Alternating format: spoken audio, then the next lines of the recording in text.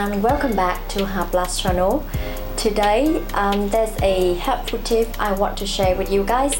That is how to use plastic bag to keep your shoe and purse shapely. This is very easy that everyone can do.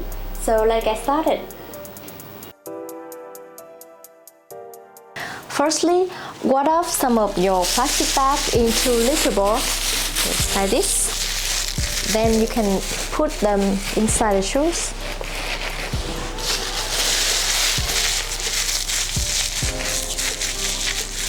You can reshape the ball so that it fits the shoe.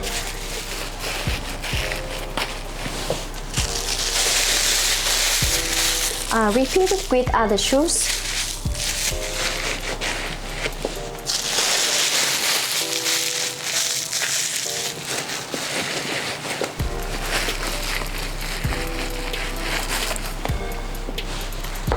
So now your shoes are always in the good shape even when you don't use for a long time.